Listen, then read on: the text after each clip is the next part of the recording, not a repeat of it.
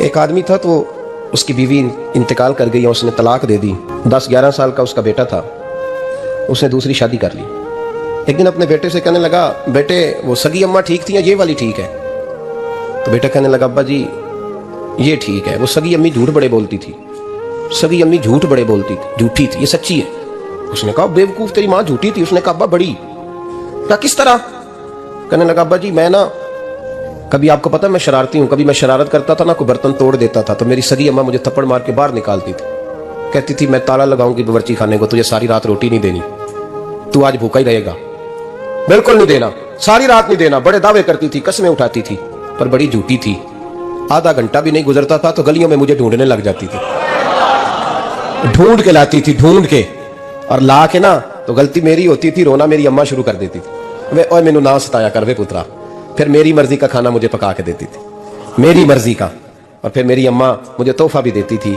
ابا جی وہ جھوٹی تھی, پہلے کہہ رہی تھی ساری رات نہیں دینا, اب آدھا گھنٹہ. یہ بڑی سچی ہے, جواب بھائی ہے. میں شرارت کرتا ہوں تو تھپڑ مار کے نکال دیتی ہے, کہتی ہے روٹی نہیں دینی. پھر میں ساری رات رو کے گزارتا ہوں پر نہیں دیتی. یہ سچی ہے, وہ جھوٹی تھی. تو ماں کے درد کو کیا سمجھے؟ بچے تو کہتے ہیں اماں نے ہمیں قید کر دیا, اماں کہتی ہے میری مرضی سے کھاؤ. اور تجھے نہیں پتا اس نے قید نہیں کیا, وہ تم سے پیار بڑا سچا کرتی ہے, اور بڑا سچا پیار کرتی ہے تیرے ساتھ, بڑا سچا. بیٹا برگر کھا کے آ جاتا ہے, اماں کہتی ہے روٹی کھا لے, کہتا نہیں آپ نے بینگن پکائے ہوئے ہیں میں نے نہیں کھانے. تو اماں منتیں کرتی ہے, کہتی ہے چل تم دس کی کھانا ہے, تینوں سیویاں نہ بنا دیا, فٹافٹ دال پک جائے گی, کیا کھائے گا؟ ابا جی میری طرح قریب سے کہتے ہیں چھڈ پرا, بھوک لگے گی تو آپ ہی کھا لے گا.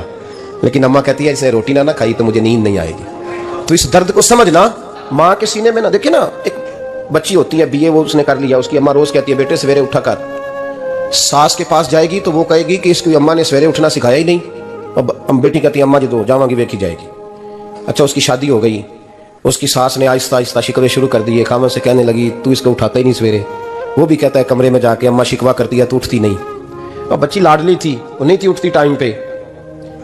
زندگی کے 22 سال 23 سال وہ سویرے نہیں اٹھی, وقت پہ نہیں اٹھی, مثال دے رہا ہوں. پھر اسی بیٹی کو اللہ نے ایک بیٹا عطا کر دیا. صبح 100 آواز اس کی اماں دیتی تھی پر اس کی آنکھ نہیں کھلتی تھی. لیکن اسی بیٹی کا بیٹا سحری کے وقت ہلکا سر ہوتا ہے, ساری دنیا سوئی ہے پر اماں اس کی فٹافٹ جاگتی ہے, فٹافٹ جاگتی ہے. میں غلام ہوں ایک آستانے کا, اور میں سمجھتا ہوں جو کسی کا مرید ہی نہیں اس پر تو سایہ ہی نہیں, اسے چاہیے کسی بزرگ کا سایہ حاصل کرے. لیکن بھائی یہ بات بھی بڑی سچی ہے کہ میرے جیسے پیر کے ہاتھ میں 5000 روپیہ نذرانہ دو نا, پیر صاحب دعا کرنا, تو پیر صاحب نے دعا پکی یاد کی ہوئی ہے سب کے لیے, رٹی رٹائی, اللہ خیر کرے اللہ بھلا کرے, اور سب کے لیے رٹا لگایا ہوا ہے. اور اماں کو بیٹا ویسے ہی کہہ جائے, ویسے ہی اماں میں انٹرویو دینے جا رہا ہوں ذرا دعا کرنا, وہ بیبیاں منگا کے دعائے تنجینہ پڑھانا شروع کر دیتی ہے, اور ساری رات مسلح پہ بیٹھی. اس درد کو سمجھنا. اور بھائی بڑا ویل ڈریس بیٹا ہوتا ہے, ویل ڈریس نوجوان, وہ 18,000 کا جوڑا پہنتا ہے, 7,000 کا جوتا خریدتا ہے, وہ قیمتی قسم کی گھڑی استعمال کرتا ہے. لیکن اسی بچے کے جب اپنے بچے ہوتے ہیں نا تو بیوی کو کہتا ہے یہ لے 10,000 روپیہ, بچوں کے کپڑے خرید لے, میرے صحیح ہیں ابھی کل ہی تو خریدے تھے. اور باپ, اور تو سمجھا ہی نہیں یار, 30 سال باپ نے جوانی ساری سعودی عرب کو دے دی, لیکن تیرا خیال رکھا. میں ایسے لوگوں کو جانتا ہوں جنہوں نے 30 سال پردیس میں کمبل نہیں بدلا, اور جہاں گئے تھے تو ایک کمبل خریدا تھا پھر بدلا نہیں.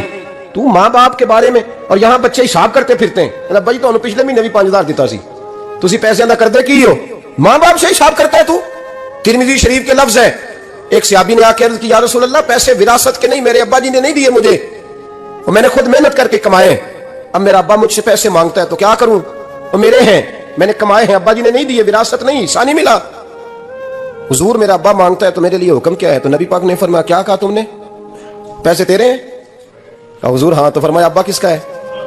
کہا یا رسول اللہ میرا. تو فرمایا اگر تو اپنے والد کا ہے تو تیری ہر شے تیرے والد کی ہے, تو بھی تیرے والد کا ہے تو تیرا مال بھی تیرے. ماں اور باپ یہ تو حسن ہے زندگی کا, یہ تو وقار ہے انسان کا.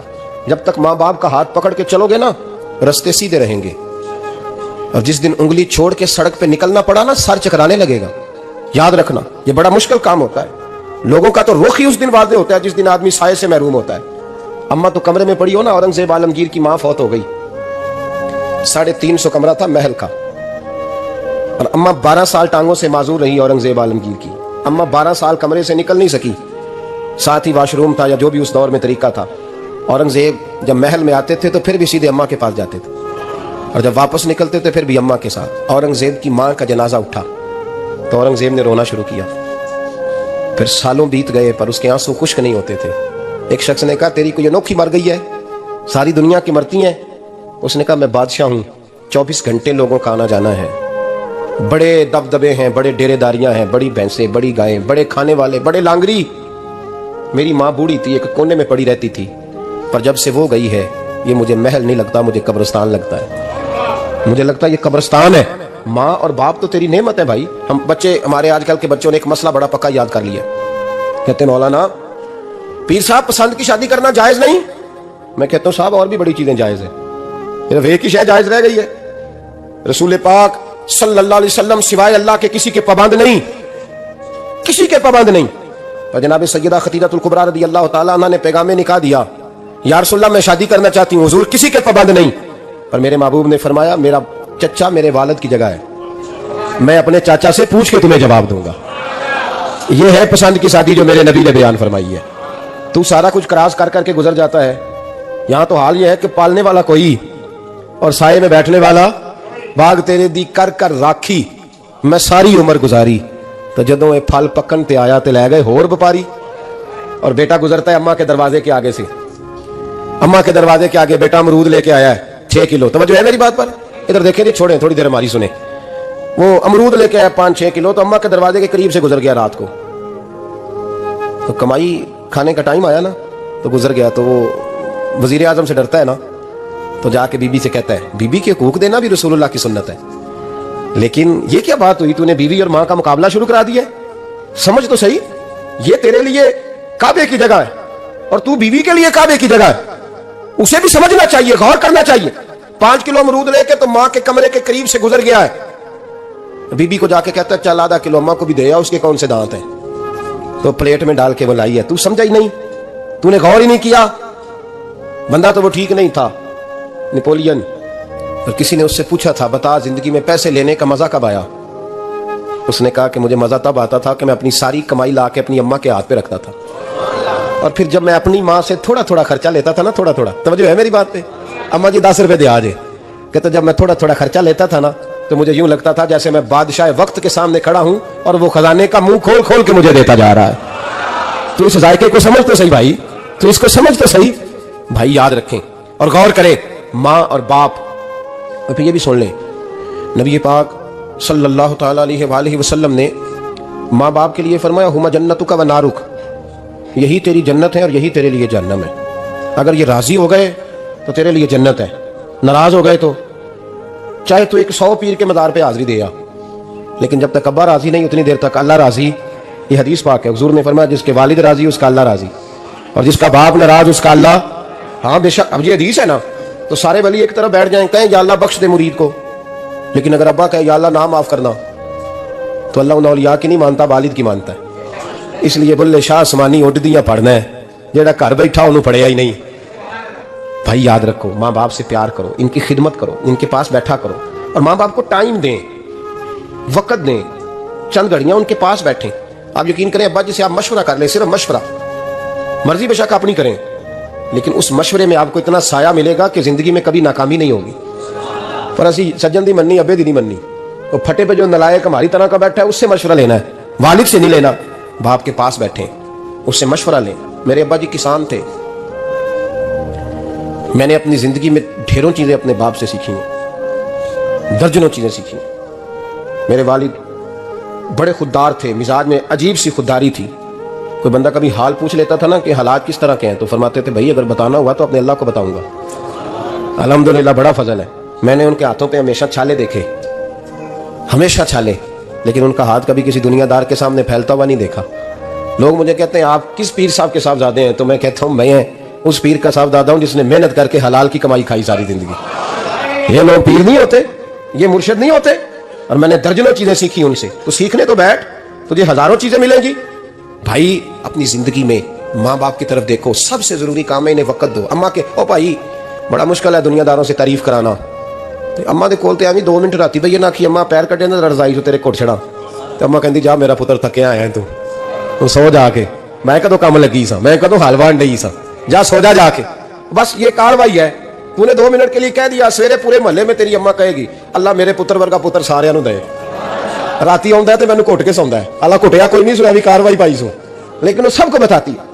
تو بھائی اتنی قیمتی چیز اور تو چھوڑ کے میں ابھی جلسے سے دیر سے آتا تھا نا, اب تو جاتا نہیں زیادہ جگہوں پہ, کوشش کرتا ہوں کہ چلو ماحول کے مطابق, تھوڑا خشک آدمی ہوں تو ہر جگہ سیٹ نہیں ہو پاتا, اس لیے کم جاتا ہوں. تو کبھی رات کو آتے تھے نا دیر سے, میری اماں جی شوگر کی مریض تھیں, تو میں چھوٹے بھائی کو فون کرتا تھا کہ اماں جی سو گئے کہ نہ سو گئے. میں کہتا تھا کہ تو نہ اس طرح کر, نیچے آ جا, 2 بج گئے, وہ شوگر کی مریض ہے, آنکھ کھول جائے نا تو دوبارہ لگتی نہیں بزرگوں کی, تو دروازہ کھول دے, اندر دستک دی تو دقت ہوگی. تو میں جوتے اتار کے اندر داخل ہوتا تھا, تو پہلا قدم رکھتا تھا تو میری اماں بول پڑتی تھی پتر آ گئے.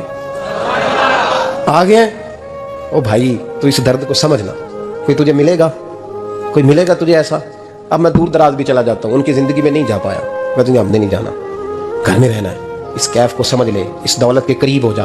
حضرت ابو ہریرہ رضی اللہ تعالیٰ عنہ فرماتے ہیں میری اماں بوڑھی تھیں, میں ان کی خدمت کرتا تھا. باپ کی خدمت اور ماں کی خدمت سب کے حصے میں نہیں آتی, یہ رب جسے محبوب رکھتا ہے اسے یہ موقع عطا کرتا ہے. خوش نصیب ہے جسے بوڑھا باپ ملے اور وہ نوکری کرے, خوش قسمت ہے جس کو بیمار ماں ملے اور وہ نوکری کرے. حضرت ابو ہریرہ فرماتے ہیں میری اماں بوڑھی تھیں, تو ان کا معدہ کمزور ہو گیا تھا, تو میں اٹھا کے پخانہ پیشاب کرتا تھا تو کئی دفعہ میرے اوپر کر دیتی تھی. یہ حضرت ابن جوزی علیہ رحمہ نے اس کو لکھا ہے. فرماتے ہیں میرے دل میں خیال آتا تھا کہ میں بڑا خدمت گزار ہوں اپنی ماں کا. ایک دن میں حضرت عمر کے پاس بیٹھا تھا ان کے دور خلافت میں, تو ایک شخص آ گیا. اس شخص نے آ کر کے کہا کہ حضرت عمر سے حضور ایک مسئلہ پوچھنا ہے. فرمایا پوچھو. وہ کہنے لگا حضور میری اماں بوڑھی ہو گئی ہے, بیمار رہتی ہے, مریضہ ہے, مجھے آواز دیتی ہے بیٹے پیشاب آیا ہے, آواز دیتی ہے, تو میں اماں کو اٹھاتا ہوں, ابھی میں بیت الخلاء تک واش روم تک جاتا نہیں کہ میری اماں میرے اوپر پیشاب کر دیتی ہے. حضرت عمر سے کہنے لگا حضور بچپن میں اماں پہ پیشاب کرتا تھا, اب اماں میرے اوپر کر دیتی ہے تو حق ادا ہو گیا نا. حضرت ابو ہریرہ کہتے ہیں جب اس نے سوال پوچھا تو میرے بھی کان کھڑے ہو گئے. میں نے کہا یہ تو میرے والا مسئلہ پوچھ رہا ہے, میرے والا مسئلہ پوچھ رہا ہے. میرے پاس ایک دوست جمعہ پڑھنے آتے ہیں بڑی دور سے, انہیں کہنے لگے حضرت صاحب جدوں بھی میں آنا نا تسی میری ہوئی گل چھیڑ دیندے ہو, وہ جو بات ہوتی ہے نا بالکل میری ہوتی ہے. میں نے کہا نہیں یار, جو میں کر رہا ہوتا ہوں وہ میری بھی ہوتی ہے, وہ سارے معاشرے کی ہوتی ہے. ہمیں لگتا ہے کہ میری ہو رہی ہے, حالانکہ وہ بات ہماری سب کی مشترکہ ہوتی ہے. سن لے اور یاد رکھ لیں. حضرت ابو ہریرہ فرماتے ہیں میرے کان کھڑے ہو گئے. میں نے کہا اس نے تو میری بات پوچھنی شروع کر دی. حضرت فاروق اعظم سے کہنے لگا حضور بچپن میں اماں پہ پیشاب کرتا تھا, وہ میرے اوپر کر دیتی ہے تو حق ادا ہو گیا. حضرت عمر کہنے لگے نہیں کوئی نہیں ہوا. اس نے کہا حضور مجھے سمجھائیں, وہ سارے کام جو میں اماں کے ساتھ کرتا تھا اماں میرے ساتھ کرتی ہے تو کیوں نہیں ہوا. حضرت عمر کہنے لگے بھائی پیشاب تو بھی اماں پہ کرتا تھا اور اماں بھی تیرے اوپر کرتی ہے, پر تیری اور تیری ماں کی سوچ میں بڑا فرق ہے. اس نے کہا حضور کس طرح؟ تو کیا جواب ہے سیدنا فاروق اعظم کا, لو کان نبی بعد لکان عمر بن خطاب. کیا جواب ہے؟ حضرت عمر فرمانے لگے تیری اور تیری ماں کی سوچ میں بڑا فرق ہے. کہا حضور کس طرح؟ فرمایا جب تیری اماں تیرے اوپر پیشاب کرتی ہے نا تو تو دعا کرتا ہے کہ یا اللہ بوڑھی ہو گئی ہے اسے پردہ دے دے, اور جب تو اپنی اماں پہ پیشاب کرتا تھا تو وہ دعا کرتی تھی یا اللہ میرے لال کو لمبی زندگی عطا فرما. فرمایا یہ تیرا اور اس کا فرق ہے. کہا جب تیری اور تیری ماں کی سوچ میں. اور نبی پاک صلی اللہ علیہ وسلم نے فرمایا ہے جتنے بھی گناہ انسان کرتا ہے نا اللہ کریم سزا کو روک دیتا ہے, قیامت میں سزا دے گا. اور جو ماں باپ کا نافرمان ہے نا اس کو دنیا میں بھی سزا ملے گی. جو ماں باپ کا نافرمان ہے اسے دنیا میں بھی. آپ یقین کریں بچے تھوڑا سا پڑ جاتے ہیں بیچارے تو ماں باپ سے کہتے ہیں ابا جی تسی پرانے دور دے ہو, تو انہوں کی پتا ہوئے, اور تجھے پتہ ہی نہیں بھائی, تجھے خبر ہی نہیں, یہ پرانے دور کے نہیں, تو بیوقوفوں کے دور کا ہے. تو سمجھ یہ کوئی تعلیم ہے؟ اکبر الہآبادی نے کہا تھا ہم ایسی لاکھوں کتابیں قابل ضبطی سمجھتے ہیں, ضبط کرنے کو دل کرتا ہے. ہم ایسی لاکھوں کتابیں قابل ضبطی سمجھتے ہیں جن کو پڑھ کے بیٹے باپ کو خبتی سمجھتے ہیں. بات کرنے والی ماں اور باپ اتنا بڑا درجہ ہے. اور بھائی سن لو اور اس بات کو یاد رکھنا, دنیا میں صحابی ہونے سے بڑی ولایت کوئی نہیں. سارے ولی غوث کتب ابدال مل کے بھی صحابی کے قدموں کی خاک تک کو نہیں پہنچ سکتے, لیکن حضرت اویس کرنی صحابی نہیں بن سکے صرف اپنی اماں کی وجہ سے پیچھے رہے. محبوب نے فرمایا تو وہاں رہ کے ماں کی نوکری کر, تیرا نبی تجھ سے راضی ہے. اتنا بڑا کام انہوں نے چھوڑ دیا, حضور کی ظاہری زیارت نہیں کر پائے. اور تو کہتا ہے میں فلانے پیر صاحب کے آستانے پہ ہوتا ہوں, اماں بڑے بھائی کے پاس ہوتی ہے, میں جاتا ہوں تنظیموں کے ساتھ جماعتوں کے ساتھ اور اماں فلانے کے ساتھ. یہ کیسی بات ہوئی؟ یہ کس طرح کا مسئلہ ہوا؟ جو تیری ڈیوٹی ہے اس ڈیوٹی کو پہلے ادا کر, نوکری کو پہلے کر, فرائض کا ادائیگی پہلے کر. تو فرض چھوڑ کے نفل کے پیچھے جا رہا ہے، اس کام کو پہلے سر انجام دے۔ میرے نبی پاک صلی اللہ علیہ وسلم نے فرمایا والدین کے نافرمان کو دنیا میں سزا ملتی